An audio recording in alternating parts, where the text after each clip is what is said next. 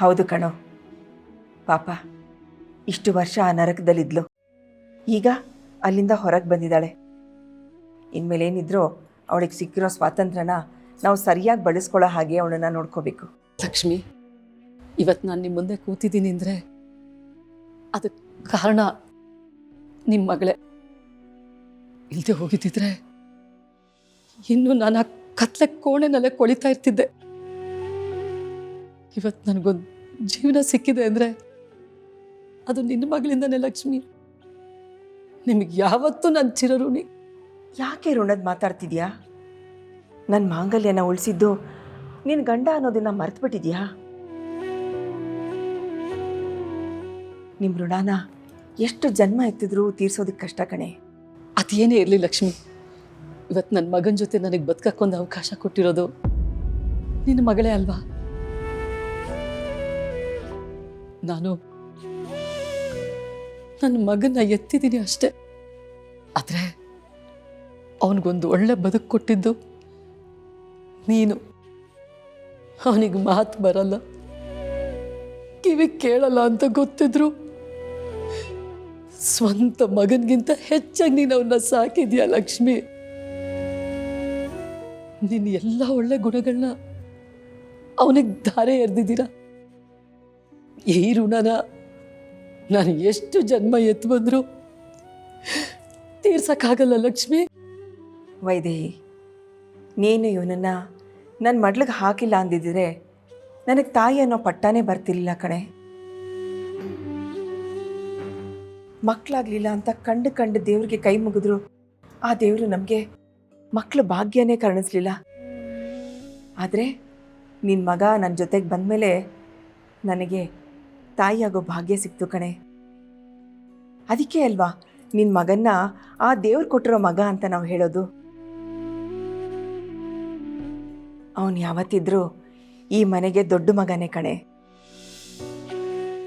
ವೆಂಕಿ, ನೋಡಿದ್ಯಾ?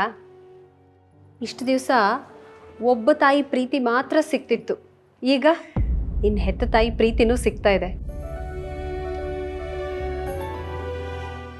ಇಬ್ಬಿಬ್ರು ತಾಯಂದ್ರ ಪ್ರೀತಿ ಎಲ್ರಿಗೂ ಸಿಗಲ್ಲ. ಈ ವಿಷಯದಲ್ಲಿ ನೀನು ತುಂಬ ಅದೃಷ್ಟ ಮಾಡಿದ್ದೆ.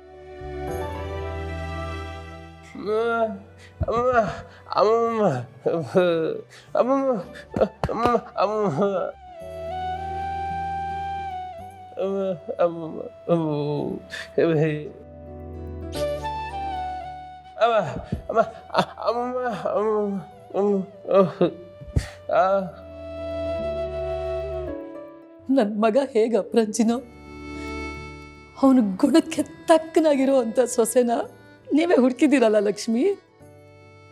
ಅಮ್ಮ, ಇವಳನ್ನ ಹುಡ್ಕೊಂಡು ಬಂದಿರೋದು ನಾವಲ್ಲ, ನಿಮ್ಮ ಮಗನೇ ಹುಡ್ಕೊಂಡು ಗಂಟು ಹಾಕೊಂಡು ಬಂದಿದ್ದಾನೆ. ಹೌದೇನು?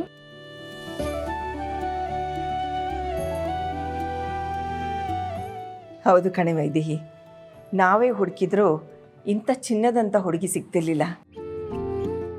ನಿನ್ನ ಮಗ ಕಿಲಾಡಿ ಕಣೆ, ಅವನಿಗೆ ಹೊಂದ್ಕೊಳ್ಳೋ ಅಂಥ ಹುಡುಗಿನೇ ಹುಡುಕಿದ್ದಾನೆ. ಹೌದಲ್ವಾ ಲಕ್ಷ್ಮಿ? ಅವನ ಮೈನಲ್ಲಿ ಹರಿತಾ ಇರೋದು ನನ್ನ ರಕ್ತ ಆದ್ರೂ ಅವನ್ನ ಬೆಳೆಸಿದ ನೀನಲ್ವಾ? ನಿನ್ನ ಗುಣಕ್ಕೆ ತಕ್ಕನಾಗೆ ಅವನು ಲವ್ ಮ್ಯಾರೇಜ್ ಮಾಡ್ಕೊಂಡಿದ್ದಾನೆ. ಲವ್ ಮ್ಯಾರೇಜ್ ಮಾಡ್ಕೊಂಡ್ರೂ ಒಳ್ಳೆ ಹೆಂಡತಿ ಸಿಗೋದು ಅದೃಷ್ಟನೇ ಅಲ್ವಾ? ಈ ವಿಚಾರದಲ್ಲಂತೂ ನಾನು ತುಂಬ ಅದೃಷ್ಟವಂತೆ. ನಾನು ಹೆತ್ತಿರೋ ಗಂಡು ಮಕ್ಕಳು ನಮ್ಮನ್ನು ಒಂಥರ ನೋಡ್ಕೊಂಡ್ರು ನಮ್ಮ ಮನೆಗೆ ಬಂದಿರೋ ಸೊಸೆಯಂದರು ನಮ್ಮನ್ನು ತುಂಬ ಚೆನ್ನಾಗಿ ನೋಡ್ಕೊಳ್ತಾರೆ. ನನಗೆ ಇವತ್ತು ಇವ್ರು ಯಾರೂ ನನ್ನ ಸೊಸೆಯಂದರು ಅಂತ ಅನಿಸಿಲ್ಲ, ನನ್ನ ಸ್ವಂತ ಹೆಣ್ಮಕ್ಳು ಅನಿಸಿದ್ದಾರೆ. ಹಾಗೆಯೇ ನಮ್ಮ ಸೊಸೆಯಂದ್ರಿಗೂ ಕೂಡ ನಾನು ಅತ್ತೆ ಅನ್ನೋದಕ್ಕಿಂತ ತಾಯಿ ಅನ್ನೋ ರೀತಿಯೇ ನೋಡ್ಕೊಳ್ತಾರೆ. ಹೌದು ಲಕ್ಷ್ಮಿ, ನನಗೂ ಅಷ್ಟೇ.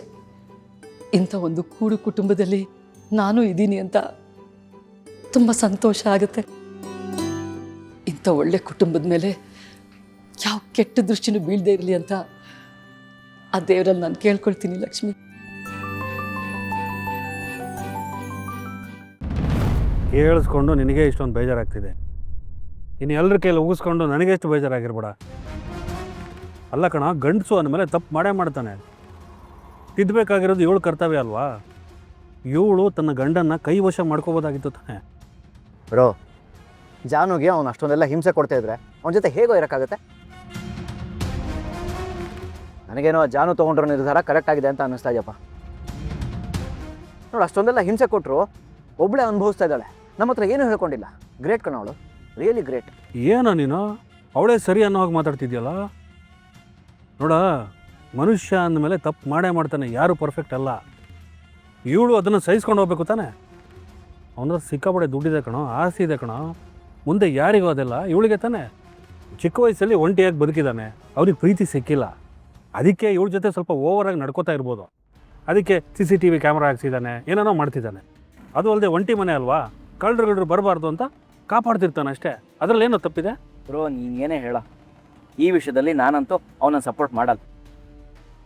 ಆಯ್ತಪ್ಪ, ಸೇಫ್ಟಿಗೆ CCTV ಹಾಕ್ಸಿದಾನೆ ಅಂತಲೇ ಇಟ್ಕೊಳ್ಳೋಣ. ಜಾಹ್ನವಿಗೆ ಯಾಕೆ ಅಷ್ಟೊಂದು ರೆಸ್ಟ್ರಿಕ್ಷನ್ ಹಾಕಬೇಕು? ನೋಡೋ, ಮಧ್ಯರಾತ್ರಿಲಿ ಒಂದು ಹೆಣ್ಣು ಮಗು ಹೊರಗಡೆ ನೆಮ್ಮದಿಯಾಗಿ ಓಡಾಡಿದ್ರೆ ಸ್ವಾತಂತ್ರ್ಯಕ್ಕೆ ನಿಜವಾದ ಅರ್ಥ ಅಂತ ಹೇಳೋರ ಮಧ್ಯೆ ಇವನು ಅವ್ರನ್ನ ಕೂಡ ಹಾಕಿದ್ರೆ ಏನು ಉಪಯೋಗ? ಏನು ಸರಿ ಹೇಳು? ಅವ್ರದ್ದು ಬಿಡಪ್ಪ, ಬೆಂಕಿಯವ್ರ ತಾಯಿ ಅವರೇನೋ ತಪ್ಪು ಮಾಡಿದಾರೆ ಪಾಪ. ಅವ್ರನ್ನ ಹಾಗೆಲ್ಲ ನಡೆಸ್ಕೊಳ್ಳೋದು ಸರಿನಾ? ಪಾಪ ಬೆಂಕಿ ಅಣ್ಣನ ನೋಡಿದ್ರೆ ಬೇಜಾರಾಗತ್ತೆ ಕಣ. ಲವ್, ನೀನು ಯಾಕೋ ಟ್ರ್ಯಾಕ್ ಬಿಟ್ಟು ಹೋಗ್ತಾ ಇದೆಯಾ ಅಂತ ಅನಿಸ್ತಾ ಇದೆ ಕಣ. ನೋಡ, ಜಯಂತ್ ವೆಂಕಿಗೆ ಹಾಗೆಲ್ಲ ಮಾಡಿರಬೇಕು ಅಂತಂದರೆ ಅವನೇನೋ ತಪ್ಪು ಮಾಡಿದ್ದಾನೆ ಅಂತ ತಾನೆ. ಆಗಲಿ ಬಿಡಪ್ಪ, ಏನೂ ತಪ್ಪು ಮಾಡಿಲ್ಲ ಅಂತಲೇ ಇಟ್ಕೋ. ಇವಳಿಗೆ ಯಾಕೋ ಬೇಕು ಈ ಉಸಾಬರಿ ಅಲ್ಲ. ಈಗ ನೋಡು, ಇವಳು ಇನ್ವಾಲ್ವ್ ಆಗಿದ್ದರಿಂದ ಇವಳು ಬೀದಿಗೆ ಬರೋ ಹಾಗಾಯ್ತು. ಅವನಷ್ಟೊಂದೆಲ್ಲ ಮಾಡಿದ್ರು ಅವನಿಗೆ ನೀನು ಸಪೋರ್ಟ್ ಮಾಡ್ತಿರೋದು ನನಗೆ ಯಾಕೋ ಸರಿ ಕಾಣ್ತಿಲ್ಲ. ಏನೋ ನೀನು ಭಾಳ ದೊಡ್ಡ ಸಾಚ ಅನ್ನೋ ಥರ ಮಾತಾಡ್ತಿದ್ಯಾ. ನನ್ನ ಪರಿಸ್ಥಿತಿ ಅರ್ಥ ಮಾಡ್ಕೊಳ್ಳೋ. ಏನೋ ಹೆಂಡ್ತಿ ಮಗ ನೆಮ್ಮದಿಯಾಗಿರೋಣ ಅಂತ ಒಂದು ಮನೆ ಕಟ್ಸ್ಕೊಂಡ್ರೆ, ಈಗ ನೋಡಿದ್ರೆ ಮೊದಲು ಅಪ್ಪ ಅಮ್ಮ ಬಂದರು, ಆಮೇಲೆ buy one get two free ಅನ್ನೋ ಹಾಗೆ ವೆಂಕಿ ಚಲುವಿ ಬಂದರು, ಆಮೇಲೆ ವೆಂಕಿ ಅಮ್ಮನೂ ಬಂದರು, ಈಗ ಜಾನ್ವಿನೂ ಬಂದಿದ್ದಾಳೆ. ನನ್ನ ಮನೇನ ಧರ್ಮ ಛತ್ರನ. ಲವ್, ಮಾರ್ಕೆಟ್ ಥರ ಇದೆ ಕಣ. ನನಗೂ ಸ್ವಲ್ಪ ಪ್ರೈವಸಿ ಬೇಡವಾ? ಈ ಚಂದಕ್ಕೆ ಇಷ್ಟೆಲ್ಲ ಕಷ್ಟಪಟ್ಟು ಮನೆ ಕಟ್ಸ್ಬೇಕಾಗಿತ್ತ? ಬ್ರೋ, ಕೂಡು ಕುಟುಂಬ ಅಂದರೆ ಹಾಗೇ ಇರೋ, ತುಂಬ ಕುಟುಂಬ ಹಾಗೇ ಇರುತ್ತೆ. ಅದನ್ನು ನೀನು ಅರ್ಥ ಮಾಡ್ಕೋತಿಲ್ಲ ಅಷ್ಟೇ. ಹಾಗಾದರೆ ಒಂದು ಕೆಲಸ ಮಾಡು, ಎಲ್ಲರೂ ನಿಮ್ಮ ಮನೆ ಕರ್ಕೊಂಡೋಗು. ತುಂಬಿದ ಮನೆ ಅಂತ ಒಂದು ಸಿನಿಮಾ ತೆಗಿ. ತುಂಬಿದ ಕುಟುಂಬ ಹೇಗಿರುತ್ತೆ ಅಂತ ಎಲ್ರಿಗೂ ತೋರಿಸಿ. ಲವ್, ಎಲ್ಲರೂ ಸಾಕುವಂಥ ಕರ್ಮ ನನಗೇನೋ. ಅದಕ್ಕೆ ಅಲ್ವಾ ಜಾನ್ವಿನೂ ಅವಳು ಗಂಡನ ಮನೆಗೆ ಹೋಗ್ಲಿ ಅಂತ ಬಯಸ್ತಿರೋದು. ಬ್ರೋ, ನೀನು ಜಯಂತ್ ಅವ್ರಿಗೆ ಸಪೋರ್ಟ್ ಮಾಡ್ತಿರೋದು ನೋಡಿದ್ರೆ ಅವ್ರ ಹತ್ರ ಏನೋ ದೊಡ್ಡದಾಗಿ ಸ್ಕೆಚ್ ಹಾಕಿರೋ ಥರ ಇದೆ. ಏನೋ ಮಾತಾಡ್ತಿಲ್ಲ. ಏನೋ ನನ್ನ ತಂಗಿ ಚೆನ್ನಾಗಿರಲಿ ಅಂತ ಹೇಳಿದೆ. ಬೇಡ ಅಂದರೆ ಬಿಡಿ, ನನಗೆ ಹೊಣೆ ಬರ. ಬಾಯಿ ಮುಚ್ಕೊಂಡು ಸುಮ್ಮನೆ ಇರ್ತೀನಿ. ಸರಿ ಕಣ, ಟೈಮ್ ಆಯಿತು, ಬರಲಾ? ಹಾಂ, ಕೆಲಸ ಇದೆ, ಬರ್ತೀನಿ. ಹಾಂ.